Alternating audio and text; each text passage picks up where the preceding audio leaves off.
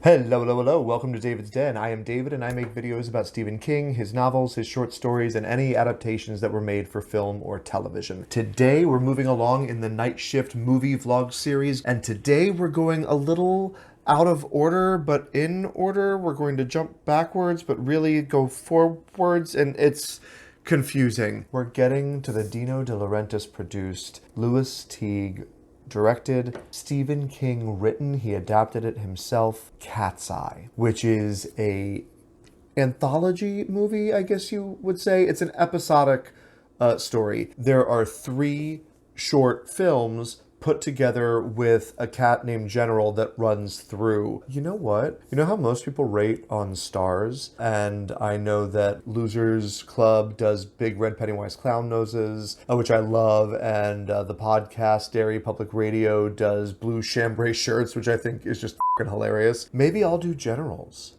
Anyway, this cat is the connecting thread that runs through all three stories. Otherwise, they're independent of one another. And the first one that we're going to see is Quitters, Inc. Even though it is the next story that we're coming to in Night Shift, because I skipped The Ledge, which appears second in Cat's Eye, but a few stories earlier in Night Shift. And I skipped it in the series so I could just do Cat's Eye as one bulk instead of breaking up this movie. And then there is a third made-up story originally created for this movie. It was not based on any previous writing, just called General. It's the one that involves the cat and a very young Drew Barrymore, who had done Firestarter just the year before. Also the year before was Cujo, which was also directed by Lewis Teague, who did this. So you're seeing the King connections kind of all coming back. Dino De Laurentiis, of course, was the producer of Maximum Overdrive. And when we did the Sometimes They Come Back movie vlog, we talked about him because originally Sometimes They Come Back was supposed to be the third story involved in Cat's Eye.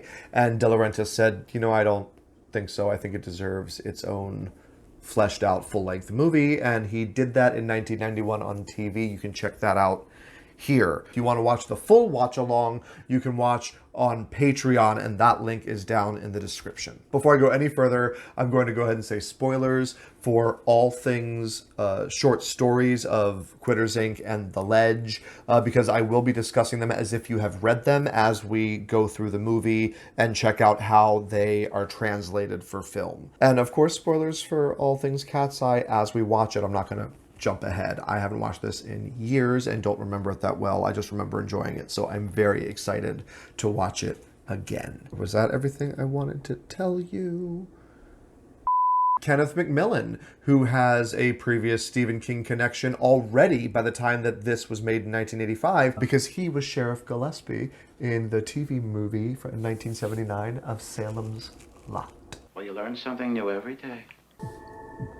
Stephen King. It always makes it sound so official.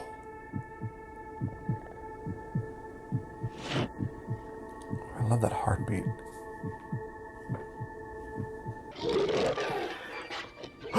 It's Cujo! I love that. And the same director. And this is very similar to the cinematography of when Christine... I think Christine was 83. I love that we're introducing that this is going to be multiple worlds of Stephen King in one. Sly is cute. Clever. Oh, baby, you just need a bath. You're beautiful. You just need a bath. Okay, that might be a picture I use for a rating. That's adorable. That effect didn't age well. So we have to help this little mannequin girl. That's going to be part of the made-up General story. But I love that this is someone from Quitters Inc. You can see on the side of the car. Why don't you come up with me at least? Doesn't work that way. I may be jumping the gun by pausing already, but in the short story, it starts much differently. Richard Dick Morrison, which was actually a name to give homage to the cigarette company, is in an airport and he sees an old friend of his.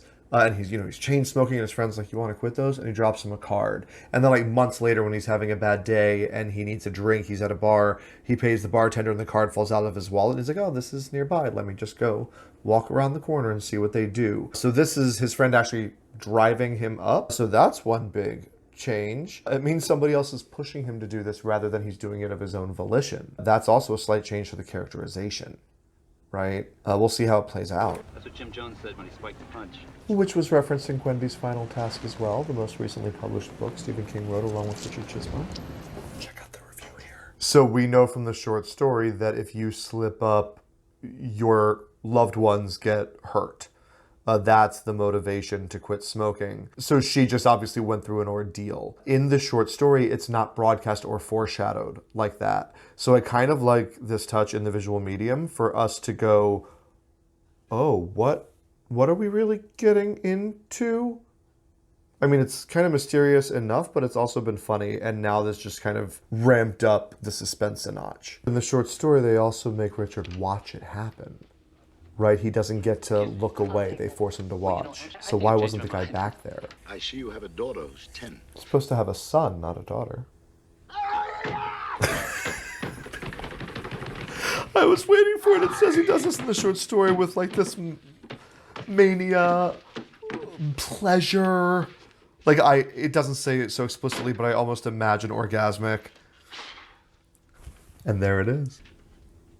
And I love that there's this full glass because it's just a small slitted window in the wall in the short story.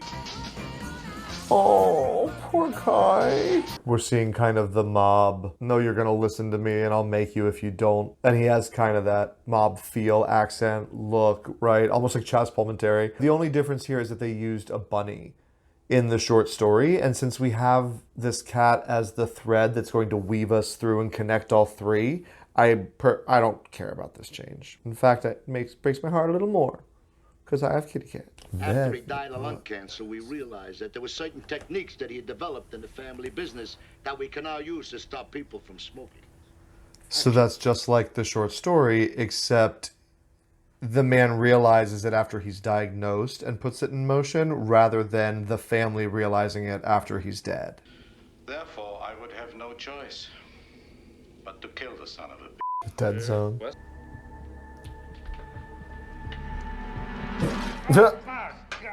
The tone is so spot on. It's funny, it's campy, don't take it too seriously, but then when it needs to get serious, it does. And the threat is real, and the actors are playing it for the truth of the moment, and the suspense and the terror is definitely there. So yeah, in the short story, we get all the, the interior monologue of, it's 3 a.m. No one's gonna be in my house. Who would see me? And he's supposed to go all the way downstairs into the office. He finds a cigarette. He almost lights it, and he hears a noise in a closet, and he doesn't, afraid that someone's in the house. Wait, there's no legs in that boot, unless he's wearing white, fluffy stockings that look like a shirt that's hanging down. They didn't actually put an actor back there. Everything's so blocked out color-wise. White, blue, pink. I kind of love the design. Production value is great. Want some coffee? Jesus. Okay, now we're starting to that point where jump scares are over. Like, this was fun, and now we understand what's happening. That one was almost too much. Does anyone remember Cabbage Patch Dolls? Norma Jean. Goodbye, Norma Jean. From the young man in the 22nd row who saw you as something more than sexual. More than just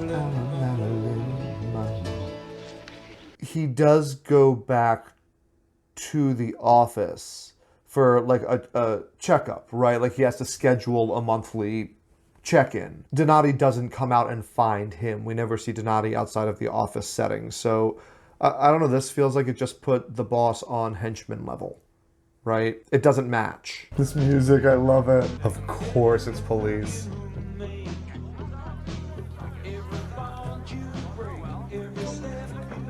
So this party scene and these hallucinations are made up for this adaptation, but I love it to give us the sense in the visual medium of the moment we have where, he's in a bar and the person next to him is smoking and, he's having the cravings. And again, it's a little over the top to make us laugh, but James Woods is giving us full, honest, holy shit, I'm scared, there's a cigarette pack dancing toward me vibes, and he's great. it grounds it a little bit. Okay, so in the short story, he gets stuck in traffic. He randomly sees a cigarette pack that he forgot was in his glove compartment, I think it is. Looks around, there can't be anyone here. All the traffic stopped. There's no way one of the people that was following me happens to be in this car, looking at me in this traffic. We'll see if it has the same consequences. And that's what happens in the short story. It moves while he's bent over, the car behind him honks, and perfect. I love the pleasure that Donati's taking in it. What's the actor's name? Alan King, I think. Bye, General. Oh, fiddly sticks. Yay, the kitty got out. Is that like a one-way mirror? Can she not see them? Yeah, I don't think she can see them, which then has it in keeping with the short story. Now, we don't have this conversation between the two of them. Instead, we get, and frankly, I don't know why she stays with him, but she does in the short story. He says, I'm doing this for you. He explains what happened, that he slipped up. He had a cigarette. They came and got her. And she says, oh, honey, it's like they let you out of prison. This place is wonderful. But I guess that, that says something about the desire to quit, which is the feeling we're supposed to get. Where's he going? How'd you end up on a boat, Cat? That's 8 pounds in 6 months, man. I don't think that's so bad, really. An ounce of prevention is worth a pound of cure. We gotta what? Did you hear that? That's 8 pounds in 6 months. So now we know that time has gone by. We know that we're on a weight loss plan as well as the no smoking plan. How quickly to give us all the information we need in just one quick 2-sentence exchange. Brilliant storytelling. So this is his friend that drove him, and I believe it's not like an invitation to their house for dinner. I think in the short story, they happen to meet them out and about, like they're at the theater or something. Yes! He shakes her hand in the short story, and it isn't until later in the evening that he realizes what felt weird about it, and it's that she was missing her little finger. I love it. I'm going to take a break here, and we're going to move over to the adaptation correlation corner, and we're going to look at Quitters, Inc., and how successful it is as an adaptation. Tone, I think, is right. It gets a little campier and a little funnier in places, but I think that suits for the visual medium. And if Stephen King had tried to embellish and create, say, that excessive everyone smoking 20 cigarettes in their hand, dancing cigarette packs scene in the short story, it would have taken so much time and bogged us down and gotten in the way. So I think that this is a great way of capturing this sinister yet humorous tone that definitely exists in the short story. Outside of the bunny being changed to the cat and how his friend introduced him, there really wasn't any difference. The ending is nearly the exact same. My only real problem with it is that there's this impetus in Richard that he really wants to change, that he wants to be better, and that's why he goes in the first place. And maybe it really is just I wonder, and then he gets caught into it, but he had the thought himself. He went of his own volition. And here his friend driving him and pushing him and then him being trapped in there, it kind of negates that. The end message is still the same, but it takes responsibility away from the individual, which I think is key to the short story. So I'm going to give, I'm looking at the screen, I'm about to say Cat's Eye. I'm going to give the Quitters, Inc. segment of Cat's Eye an adaptation correlation rating of 4 out of 5 stars. Okay, continuing on. It's the mannequin girl. You've got to get back and find it. Find what? Why is a spirit talking to a cat that doesn't even understand her? Why are you reaching out for a cat? Reach out to a person. Okay, Mr. Kressner. So we are obviously getting into The Ledge. And if you don't remember, of course, you can check out my thoughts on the short story right here in the Night Shift reading vlogs. But this is the story where Kressner is like big mob boss. And I kind of love that they set it in Atlantic City. So Kressner, his wife was cheating on him with the tennis instructor. He invites him to a wager. If you can walk all the way around the little ledge of my building and I'm on the 40th floor, without falling off, then you can have my wife and $20,000. So that's the premise. So, folks, Sheriff Gillespie. what's it gonna be? I'm always on duty. I do appreciate that the cat is being noticed by all of our main characters in some way.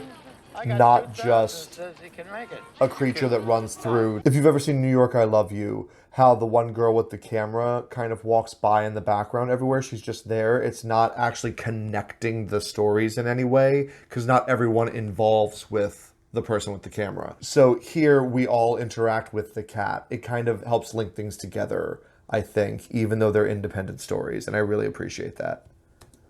So they're really setting up that he's a wagering man, which is key in the short story.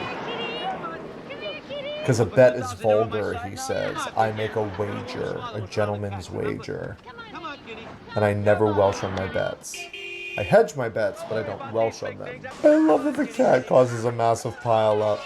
And I'm sitting here thinking, I don't care about the people. Is the cat okay? So this is also different. He doesn't get abducted in the short story. He goes willingly.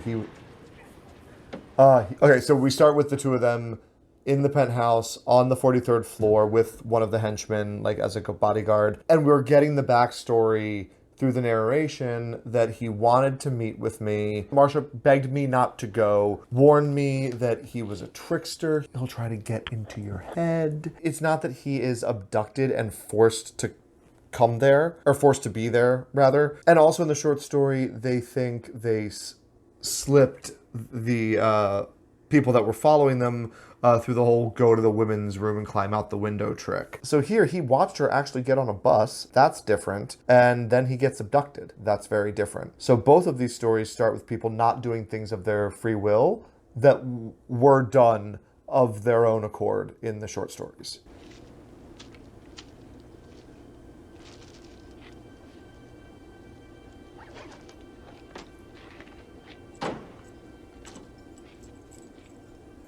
So that's exactly what happens in the short story, except we don't see it. Oh, and of course I pause it right as he's saying, we're setting you up, we're putting heroin in your car. The difference is, after he's already up there, the men go to the car. They're not there already as he's being abducted and brought in. So this is basically where the short story begins. So I love that, I want to find the description in the actual book. Wait, let me find it. It's pretty cool the way he's described. It's very 70s. It makes me think of, I know this was 80s, but if you think of Boogie Nights, the guy who in like the bathrobe, the silk robe that's like throwing the poppers, and what song's playing? Okay, wait, where's this description? Because it's amazing. He was wearing a silk dressing gown on which a dragon was embroidered. You can just picture it and you know exactly who this guy is. I fucking love it. So we're getting an 80s version of that. That's the bet, Mr. Norris. You get the girl. That's the bet, Mr. Norris? Didn't we just have a discussion how in the book he doesn't make bets? In fact, what's the bet? He looked genuinely pained. Wager, Mr. Norris, wager. Gentlemen make wagers. Vulgarians place bets. That's just such a key to this character that it hurts me that we just heard him say, here's the bet. I love the use of the plants to show us the wind. I mean, the hair would have been enough, but the palm trees really help. Boogie, boogie, boogie! Okay, so he doesn't with him in the short story until he gets around the corner, and then he suddenly comes at him from a window with like a noisemaker. And that's it. Otherwise, all of the things that we're facing are the ledge itself, the wind, the pigeon that keeps pecking at his ankle is turning corners. Kressner doesn't cause a problem for him, except for that one noisemaker time. What is he doing? Waterbed! Why would you try to walk over a waterbed? I love that sound effect of the screaming wind to tell us how much worse it is. Is that an enema bag? What the fuck was that?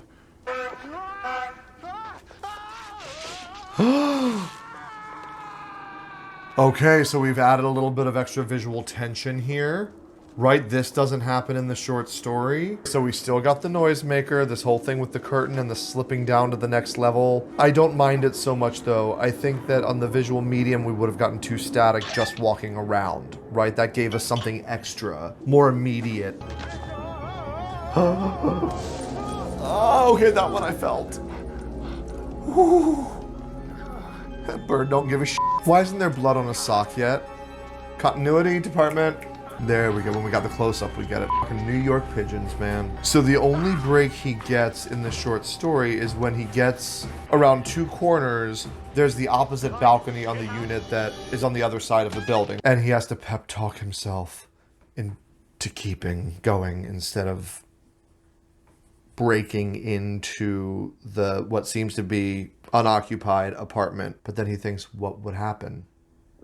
Right? Would be welshing on my part of this bet and forfeiting, which means that I'll end up in jail.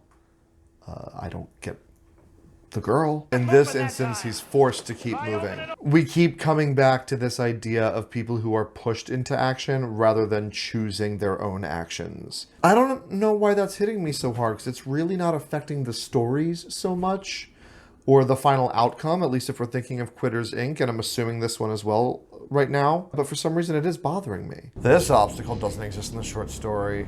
And I love the visual of the blinking light and red flashing danger, danger, danger. The electric sparks, which are in a way tying it back to the first story. I wonder if we're gonna have any sort of electric sparks in the third segment. Yeah, I got it. All right, Mr. Norris. No. All right, Mr. Norris. I got it. All right, Mr. It's two all rights. Oh, what was that? Sweeney Todd. I'll bang the pipe 3 times, and then you 3 times. If you exactly. Oh, their head! In the short story, he just tells him that Marsha's body replaced the heroin in his trunk. Your car's been brought back. So I don't think I mentioned earlier, the car is taken to a different parking lot and the heroin's put in it. Now he's saying the car has been brought back to the space that you put it in at this building, and my wife's body is in your trunk. You can have her. I don't even like her, really. It boiled down to the pride of you stole something that was mine. She was my wife, whether he liked her or not. But back to the head rolling on the ground. I love that for the visual medium. All of this is exactly like the short story, except General's there and he gets out. I love that Penthouse is right there because that is the publication that the story, The Ledge, was originally published in before it was put into the collection Night Shift. Most of Stephen King's short stories, early short stories, were published in men's magazines. Cavalier, Hubris, Penthouse. I'll make you a little bet. It's not a wager. I'm not a big, fancy hood like you. So why did they leave this conversation in about, I'm not fancy like you, it's not a wager, it's a bet, which is right from the short story, when they didn't set it up earlier that Kressner doesn't bet, he only wagers. So that was a little bit of a loophole. So in the short story, he does see him round the corner. Stan thinks, I wonder if that pigeon's giving him problems. So I kind of like they put it here. And that the pigeon's the reason that he falls. And blackout. So yeah, I'm going to assume that that is the end of this segment and go ahead and move us over to the adaptation correlation corner once more so we can talk about this. I enjoyed this. I think it captured the spirit of The Ledge and what it was. I don't mind that we added that extra beginning wager about the cat and the street. It just clued us into Kressner and kind of set the tone moving forward, right? It changed this kind of campy tone that we had in Quitters Inc. that then went to this wager that was literally involving death. So stakes were higher. And although the wager and the betting and the teasing and the taunting is fun and campy, it was a nice transition in tone. Oh, what's his name? I always forget his name. I keep thinking of Sheriff Gillespie. Kenneth McMillan did a fantastic job of capturing that sinister, evil guy, that sadist, right? That gets off on it, that enjoys taunting other people, that disturbs us, the viewer, watching it. So it was this lightheartedness from him that was so sinister that it was a great transition. We truncated the opening of it a little bit, the conversation that they have and the history about Marsha and Stan and how everything happened, but I don't mind that. We know the basic premise. He was her tennis instructor and she's running off. In fact, I don't think it's a tennis instructor. We just know that he's a former tennis pro and they're running off together. Kressner is given a little more freedom to with him while he's out on the ledge, and I don't mind that because for the audiovisual medium, I think it translates better. The threat is more imminent. I think it was the right call. Now the ending. It's a little more ambiguous in the short story. We have this recurring theme of I never welsh on my bets, right? Kressner says it over and over again, and he hedges his bets by, killing Marcia first and having his goons there with a gun, but he didn't welsh.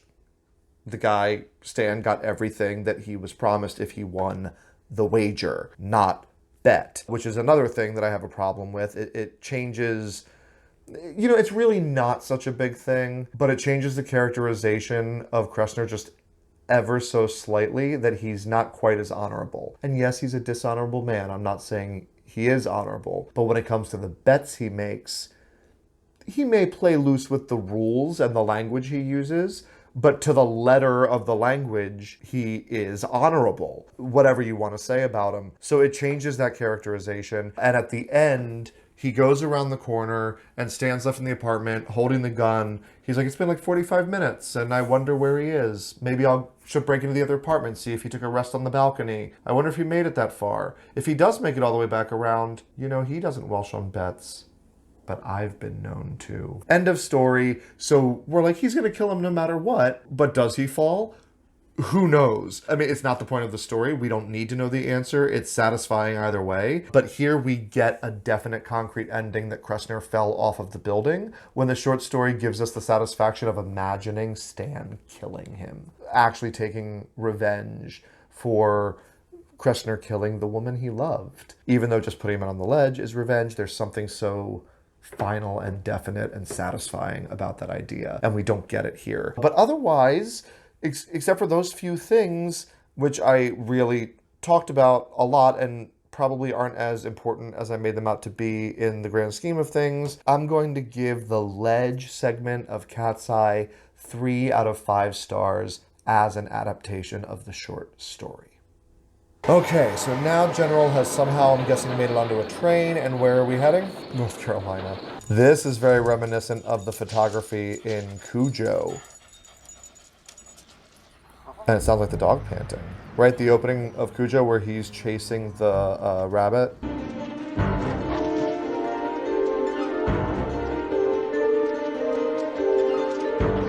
Oh, sweet boy, look at the whiskers, he's all whiskers. I hear the dingle-dangle of a tag, it sounds like a dog. And maybe we're gonna finally get the answer to, you have to find it. What is it?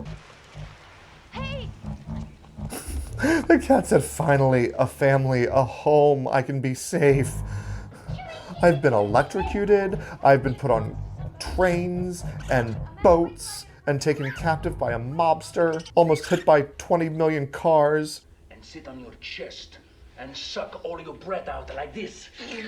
That actually is an old wives' tale from how cats sleep because they want your warmth. I wonder if that started in the days where people didn't understand necessarily that you could be allergic to cats.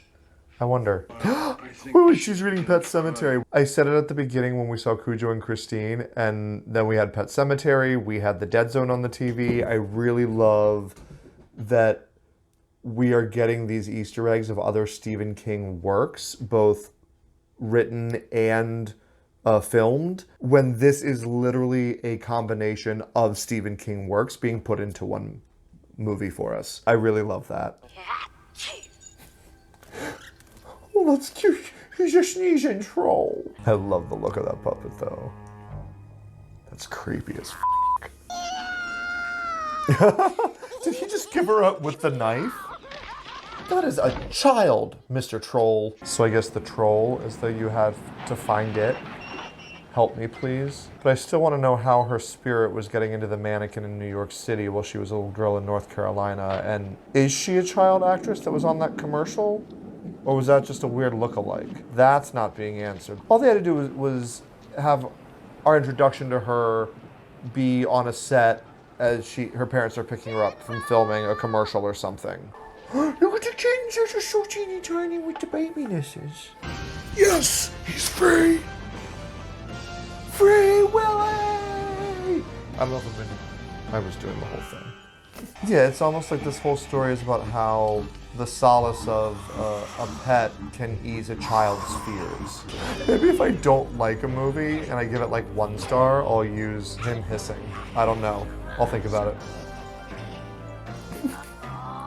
Oh no, I love that he's too heavy for the balloons. That's cute. And the music, like it reminds me of something big like an Indiana Jones or a Star Wars, like one of those kinds of adventures.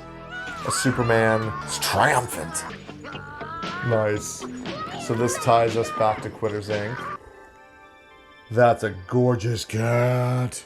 Oh, I really enjoy this.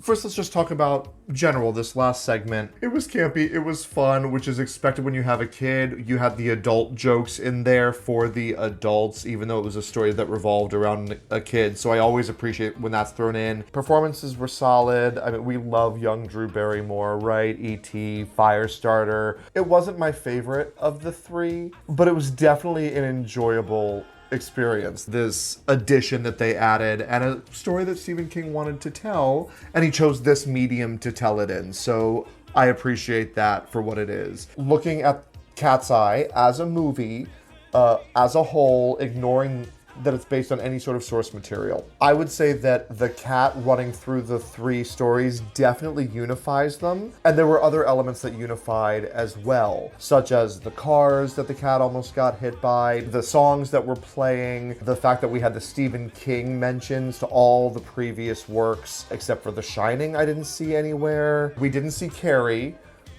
or I missed it. Salem's Lot, we had the actual actor that played Sheriff Gillespie. The Shining we didn't see at all, which is probably not a surprise since King famously hated the 1980 Kubrick version, but we didn't see the book in there unless I missed it. Then the Dead Zone charter's in there, Drew Barrymore herself. We got the Christine reference, we got the Cujo reference. So we got all these fun little references that worked as unification devices across the entire movie. We didn't need the 3 stories to be thematically linked, although they kind of are. The idea of someone being pushed to do something that they don't want to do, and it turns out to be better for them, at least in the first 2 stories.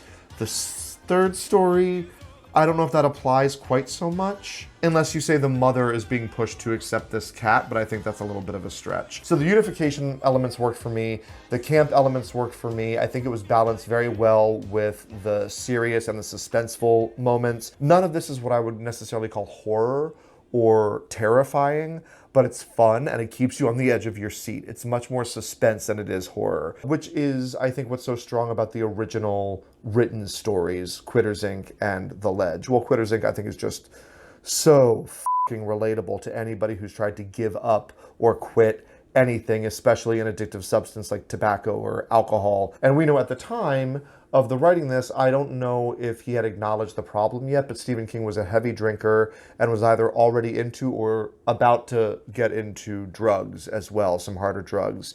Like by the time he was writing Cujo, he was a full-blown cocaine addict. He says he doesn't remember making Maximum Overdrive. I'm crossing over into the adaptation correlation. As a movie, I think the performances were solid. Some of the effects didn't age well, but I don't fault this movie. I think they were really great for the time that it was made. And I think that I would have to give this, yeah, I'm gonna go as much as 4 out of 5 Cat's Eye Generals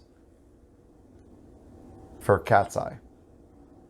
Now moving over to the adaptation correlation corner. I know we already covered this. We gave a 4 for Quitters Inc. We gave a 3 for The Ledge. We couldn't give anything to General because that wasn't an adaptation of anything. Let's just quickly average those scores together and say that for Cat's Eye, as an adaptation of the 2 short stories from the Night Shift collection, we give you 3.5 Cat's Eye Generals. All right, guys, thank you so much for tuning in to this movie vlog here on YouTube, or the full watch along if you're watching over on Patreon. I really appreciate your support. If you're watching this on YouTube, do me a favor and click that like and share buttons. It's a little thing from you, but it really does a lot for the channel. Click that subscribe button so you don't miss future movie vlogs or anything else we discuss coming up in the Stephen King publication order readathon. After we finish these movie vlogs, we're going on to The Long Walk, followed by The Dead Zone, and you don't want to miss any of those. Jenny Raymond from Chapelwaite is possibly coming on to talk about the first half of The Long Walk with Me, book club style, and I think Sebastian LaBelle, Woofy LaBelle himself, also from Chapelwaite, is probably coming on to do one of these movie vlogs with me, and you won't want to miss that. Hit subscribe, follow the social media links if you want down in the description. If you want to support the channel on Patreon, that link is in the description as well, and I will see you guys next time.